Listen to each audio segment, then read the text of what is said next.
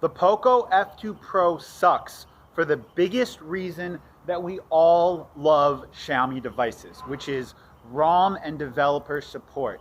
I'm not sure if this is intentional on behalf of Xiaomi or not, but the source code for the Poco F2 Pro, Redmi K30 Pro has not been released yet. Because it's not been released yet, custom ROMs development for the device has completely stagnated. It is not being developed at all. Now, I want us to compare and contrast this with the newly announced Redmi K30 Ultra, because this could be potentially Xiaomi's move to push developer and development support for MediaTek processors onto their devices. Oh my God, what the hell is that noise? Okay, let me explain. When a device is released, Xiaomi also releases the source code. And without getting too in-depth, before development for a device can begin, the source code is needed. It's kind of like the backbone programming stuff for a device. Now, I've been using the Redmi K30 Pro, Poco F2 Pro now, basically since it was announced, since it was released. I bought the device like 5 or 6 days after it came out in China, which was before the rest of the world. Come on, Fimi Palm, track me, track me, track me, track me. There we go. And I haven't been able to make any videos about custom ROMs. I haven't been able to make any of the kind of development related videos that you guys want because they just don't exist.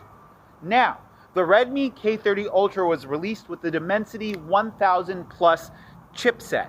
And it's a device that's coming in at a price point that competes with the very first Poco F1, which completely changed the way we think of a budget-oriented or flagship killer device. And one of the things that makes that device so great to this day is the way it's been embraced by developers, by the development community, and by Android enthusiasts in general. Even though that device is now approaching 2 years old, there's ROMs, there's kernels, there's all kinds of things that are being updated for that device on a regular basis to breathe new life into that device.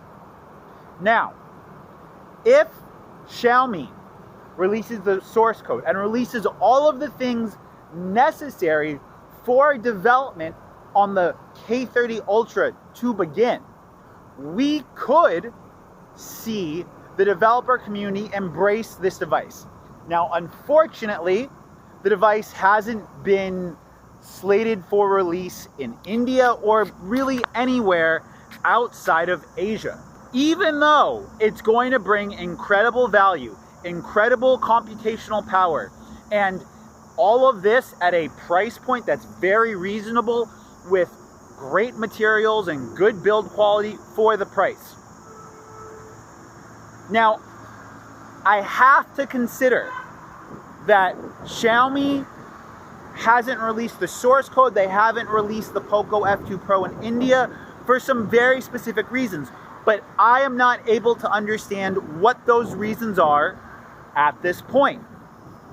It seems as if they are trying to push other devices or other things to the developer community, which is mind-boggling because they've always been so good with supporting all of their devices to unlock the bootloader and things along that nature. Now, what does that mean for the future of development on the Redmi K30 Ultra, Redmi K30 Pro, etc.? Essentially, if Xiaomi releases a source code for the K30 Ultra, that's an indication that they are prioritizing the development on their budget device with a flagship chipset to MediaTek processors, because it's going to be the most powerful device that you can buy at a reasonable cost that would be supported for ROM and for development by Xiaomi. If they release the source code for the Poco F2 Pro, Redmi K30 Pro, before they release the source code for the Redmi K30 Ultra, then that's a clear indication that they are going to be supporting Qualcomm development over MediaTek. I think that this is a really interesting point in time right now for developers and for Redmi, Xiaomi fans in general, because if we see the development community embrace MediaTek chipsets the way they have embraced Qualcomm chipsets, then we see that MediaTek might be a legitimate threat to Qualcomm, because MediaTek is not forcing Android OEMs to bundle the overpriced X50 modem with their devices. Now, why is any of this important? Why should any of us care about this for our next device? It's pretty straightforward. For the last